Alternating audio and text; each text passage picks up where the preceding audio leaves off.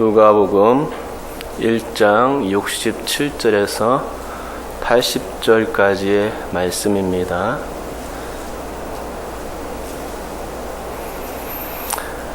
(67절부터) 80절까지 교독해서 읽도록 하겠습니다. 제가 먼저 67절 읽겠습니다. 그 부친 사가랴가 성령의 충만함을 받아 예언하여 이르되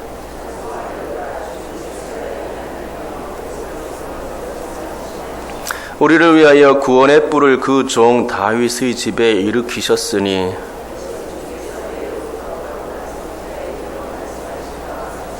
우리 원수에게서와 우리를 미워하는 모든 자의 손에서 구원하시는 이리라. 곧 우리 조상 아브라함에게 하신 맹세라. 정신토록 주의 앞에서 성결과 의로 두려움이 없이 섬기게 하리라 하셨도다.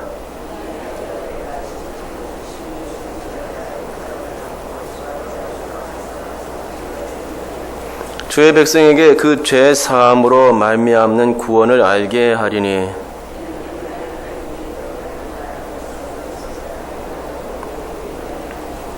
어둠과 죽음의 그늘에 앉은 자에게 비치고 우리 발을 평강의 길로 인도하시리로다 하니라.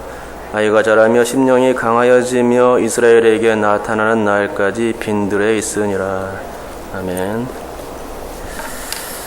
누가복음 1장과 2장에는 5개의 찬송이 있습니다. 이 5개의 찬송은 엘리사벳의 찬송, 마리아의 찬송, 사가랴의 찬송, 시므온의 찬송, 안나의 찬송입니다. 사가랴의 찬송은 세 번째에 위치해 있고 바로 오늘 본문입니다. 그런데 이 5개의 찬송이 실제로는 다 찬송이 아니라 원래는 기도였습니다. 하지만 그 내용들을 살펴볼 때에 모두가 하나님을 노래하고 있기 때문에 5개의 찬송으로 불러지는 것이죠. 특별히 사람들은 마리아의 노래를 마니피카트라고 부르고 있고 사가랴의 노래, 오늘 본문의 그 내용을 베네딕투스라 부릅니다. 이는 라틴어 성경의 첫 글자를 따서 부른 명칭입니다. 한글 성경에서는 사가랴가 찬송하리로다 라며 시작하는데 라틴어로 하면 이게 바로 베네딕투스입니다. 찬송한다는 뜻이죠. 사가랴는 그토록 기다리던 약속의 메시아가 오신다는 소식과 태어날 자신의 아들이 장차 오실 메시아를 예비하는 인물이 될 것임에 감사했고 그래서 맨 먼저 찬송으로 영광 돌리며 이 기도를 시작하고 있는 것입니다.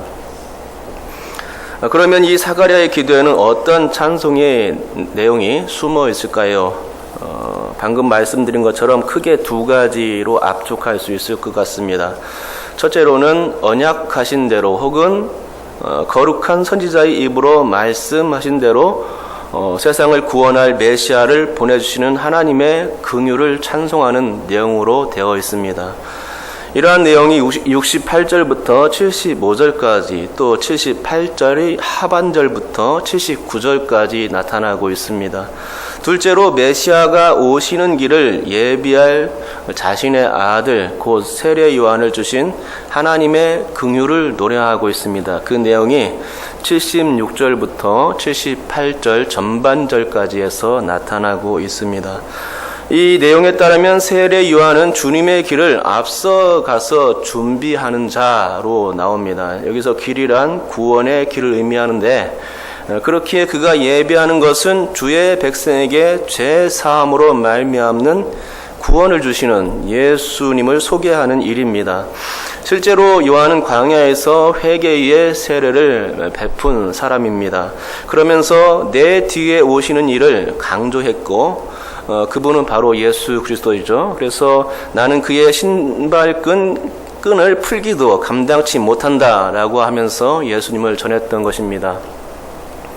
오늘 저는 아나톨레의 방문이라는 제목으로 설교하려고 합니다. 이 제목은 68절에 나온 돌보사라는 뜻과 78절에 나오는 돋는 해를 합쳐서 만든 제목입니다. 먼저 68절에 나온 돌보사를 설명하면 이 돌보사는 찾아가서 조사하다 혹은 방문하다라는 뜻을 가지고 있습니다. 하나님이 세상을 방문하시는 이유는 딱 두 가지입니다. 첫째는 심판하시기 위해서 방문하시고, 둘째는 긍휼을 베풀기 위해서 이 땅을 방문하십니다. 딱 두 가지죠. 성경에 보면 하나님께서 심판하시기 위해서 세상에 방문하신 적이 여러 번 있는데, 그 중에 한두 가지만 예를 들면 소돔과 고모라 사건이 있고, 또 바벨탑 사건 때에 그랬습니다. 바벨탑 사건은 인간들의 교만을 꺾기 위해서 세상의 언어를 혼잡케 함으로써 그로 인해 인류가 뿔뿔이 흩어지게 된 사건을 다루고 있습니다. 그러면 긍휼을 베풀어 주시기 위해서 방문하신 적은 언제일까요? 이것도 여러 번 있을 수 있겠지만 한두 가지만 말씀드려 보겠습니다. 일단은 오늘 본문의 예로 든 아브라함 이야기가 바로 그런 것입니다. 하나님은 아브라함을 찾아가셨습니다. 그것은 아브라함을 긍휼히 여긴 처사였는데 땅과 후손에 대한 약속을 그 언약을, 영원한 언약을 아브라함과 맺으셨던 것입니다. 여기서 후손은 이삭도 될 수 있고 다윗도 될 수 있겠지만 후손의 궁극적 목표는 바로 예수 그리스도입니다. 메시아를 보내시겠다는 약속이 하나님께서 아브라함과 맺은 영원한 그 언약이었던 것입니다.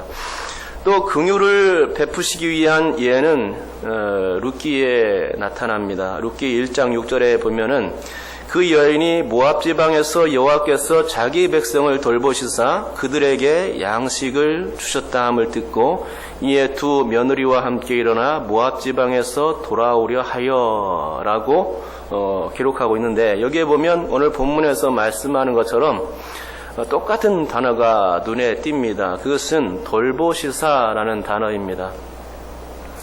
하나님은 이스라엘 땅을 돌보시려고 방문하셨고, 방문하신 목적은 당시에 오랫동안 지속되었던 흉년을 거두시는 그러한 긍휼을 베푸시기 위해서였습니다. 여호와께서 자기 백성을 돌보시사 그들에게 양식을 주셨다 하는 내용이 바로 그것입니다. 하나님께서 다시금 이스라엘 땅에 풍년이 들게 하시고 사람들을 기근에서 해방시켜 주시기 위해서 이 땅을 방문하신 것입니다. 흉년과 기근이 오래되면 사람들은 그 땅을 버리고 다른 곳으로 떠날 수밖에 없습니다. 안 그러면 굶어 죽기 때문이죠. 그래서 나오미의 가정도 이스라엘 땅을 떠나서 모압 땅으로 이주하게 된 것입니다.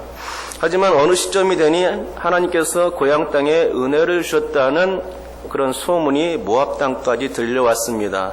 나오미는 이 큰 은혜의 소식을 듣고는 다시금 고향 땅으로 떠날 용기가 생겼고, 하나님의 방문 사건은 나오미에게 있어 그분의 긍휼을 덧입게 되는 전화위복의 큰 계기가 될 수 있었던 것입니다.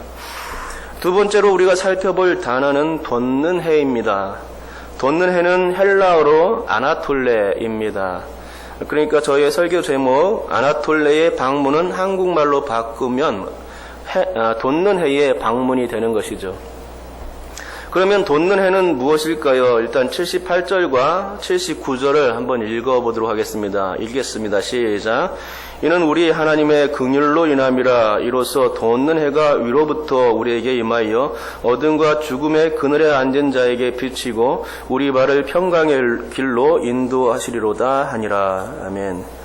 이는 하나님의 긍휼이라 라는 이 말씀은 세례 요한에 대한 하나님의 긍휼로 보입니다. 이 말씀 다음에 나오는 말이 바로 돋는 해에 관한 말씀이죠. 그리고 그 사이에는 이로써라는 말이 연결구로 이어져 있습니다.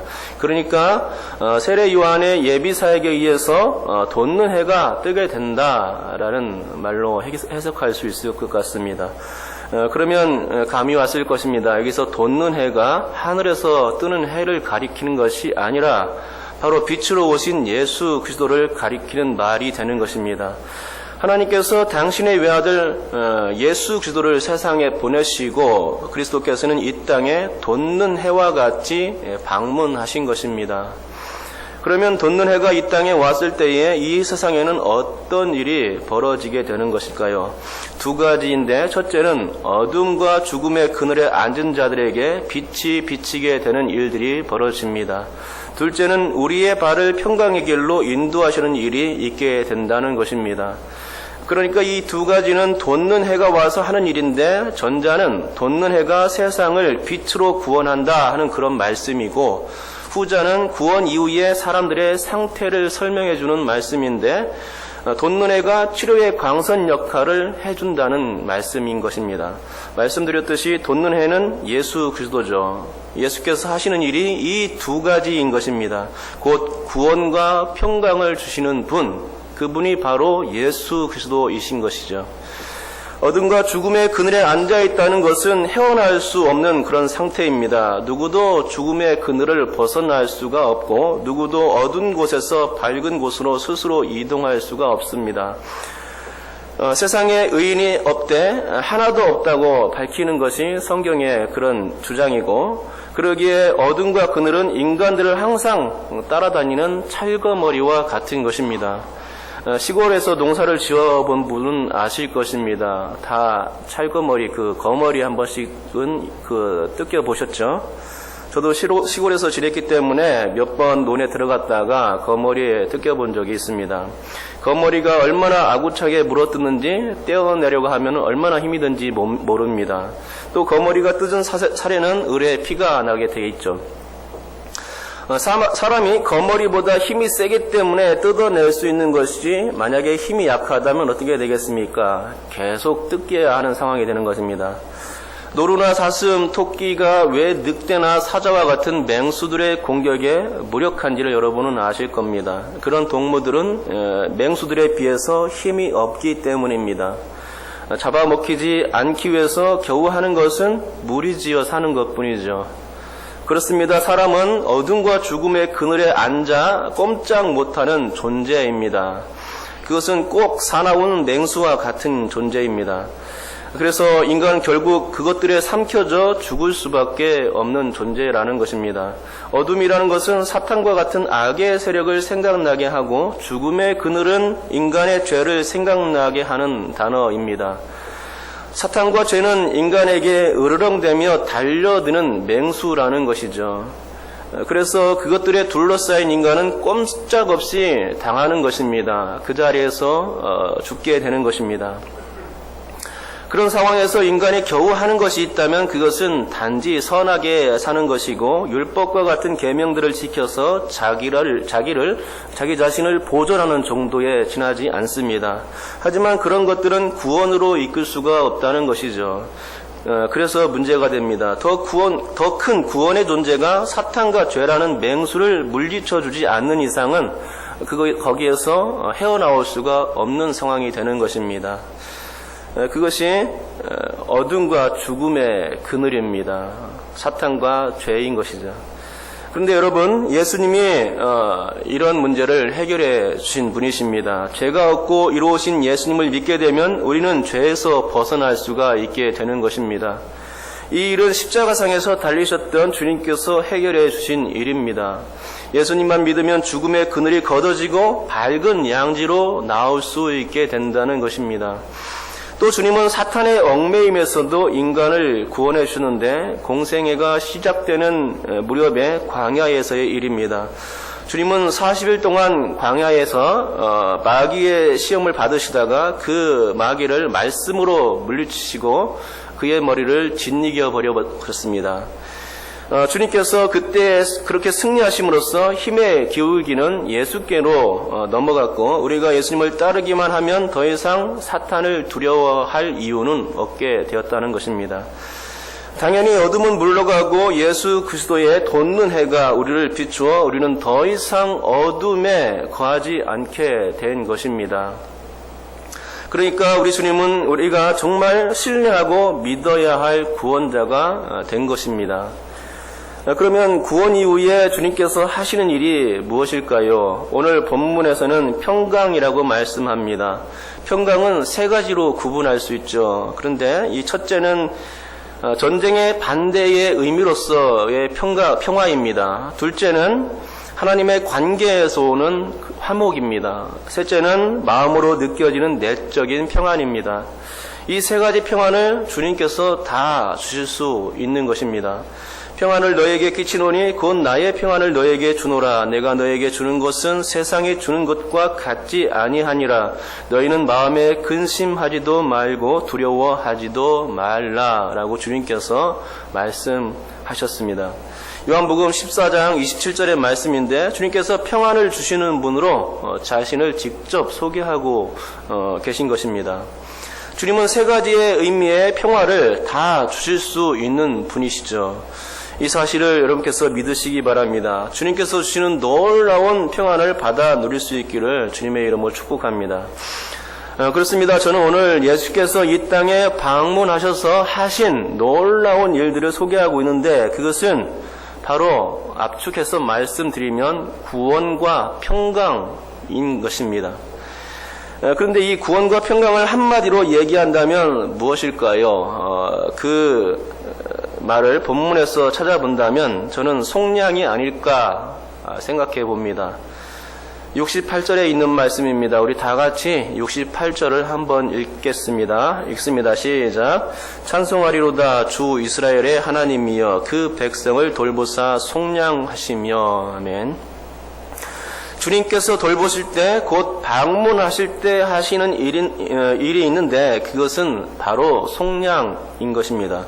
속량은 속전을 내고 놓아주다, 구속하다라는 뜻이 있습니다. 누군가 죄를 지었을 때 속죄금을 대신 지불하면 그때부터 그는 자유인이 될 수 있습니다. 또한 속전을 지불하면 노예 상태에서 해방될 수 있는 것입니다. 주님은 사탄을 이기셨고 죄를 용서해 주신 분이시죠. 이 두 가지를 하심으로써 인간은 진정한 해방과 자유, 기쁨과 평강을 누릴 수 있게 된 것입니다. 그러니까 구원과 평강을 압축하면 속량이라고 말씀드릴 수 있겠습니다. 그렇습니다. 아나톨레의 방문이 있었기에 우리는 예수 안에서 진정한 구원과 또 진정한 평강을 누리는 존재가 된 것입니다. 사가랴는 나이가 많아 예수님의 십자가 부활을 목격하지 못했겠지만 그렇더라도 메시아가 오신다는 소식에 너무 기뻐하며 하나님을 찬송할 수 있었던 것 아니겠습니까? 하지만 우리는 사가랴와 다르게 예수님의 그 십자가 부활을 알고 있고 또 그래서 예수님이 주시는 구원과 평강 그것을 이미 다 알고 있고 누리고 있는 상황입니다. 그러기에 예수님의 방문이 얼마나 큰 의의가 있는지는 우리가 너무나도 잘 알고 있는 얘기죠. 아나톨레의 방문은 바로 우리를 위한 방문이었고 영영 구원받지 못할 어둠과 죽음의 그늘에 앉아있는 우리를 구원으로 이끌고 평강 주시기 위함이었던 것입니다. 그러므로 오늘 우리가 주님께서 세상에 오셔서 나에게 하신 일을 기억하며 감사하면 좋겠고 또 사가랴와 같이 너무나 기쁜 마음에 하나님께 찬송 드릴 수 있는 의미 있는 하루가 될 수 있었으면 합니다. 주님께서 이루신 그 모든 일들을 생각하면서 우리가 감사로 보낼 수 있고 찬송 드릴 수 있는 하루가 될 수 있기를